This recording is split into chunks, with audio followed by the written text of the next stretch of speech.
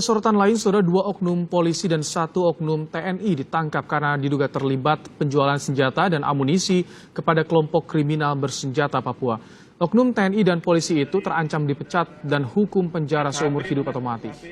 Para pelaku yang terlibat penjualan senjata api hingga sampai ke Bintuni, Papua Barat dihadirkan oleh polisi di Ambon, Maluku.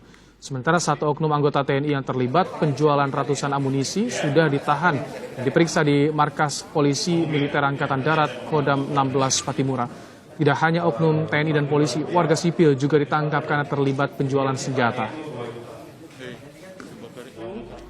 Undang-Undang RI nomor 12 tahun 51 tentang Undang-Undang Darurat,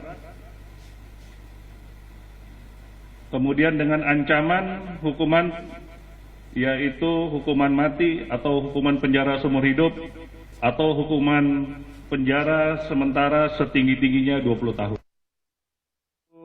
Prosesnya ini juga sudah jadi perhatian dari Bapak Kasat maupun Bapak Panglima, dan perintah langsung dari Bapak Kasat melalui Bapak Panglima bahwa yang bersangkutan apapun hukumannya, tambahannya adalah pemecatan.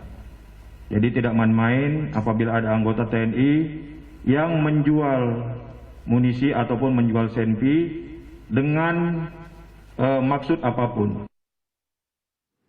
Mabes Polri menyatakan 2 oknum polisi yang ditangkap diduga berperan sebagai perantara penjualan senjata ke kelompok kriminal bersenjata. Keterlibatan oknum lain tengah diselidiki.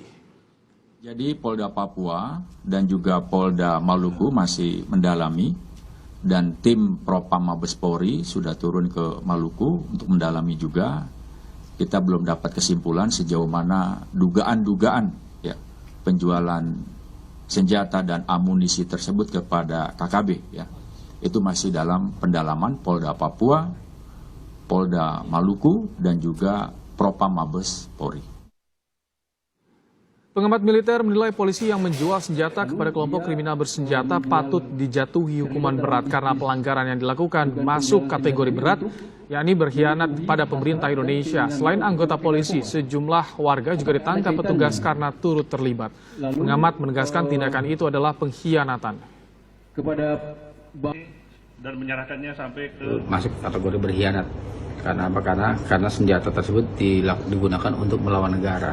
Jadi kalaupun ada aparat keamanan, oknum polisi dan atau oknum TNI yang kemudian melakukan tindakan menjual senjata ataupun memberikan ruang atau kesempatan pada anggota kelompok bersenjata yang memerangi pemerintah Indonesia, itu kemudian dilakukan dengan secara sadar, maka saya kira hukumannya harus lebih berat. Hal senada juga disampaikan anggota DPR. DPR juga menyebut aparat keamanan yang menjual senjata sudah mengkhianati rakyat. Aparat sudah disumpah untuk melindungi rakyat. DPR menduga ada jaringan dan pemodal sehingga aparat berani menjual senjata ke kelompok kriminal bersenjata.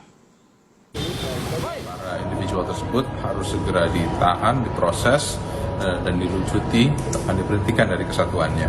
Nah, tapi tidak hanya berhenti di situ.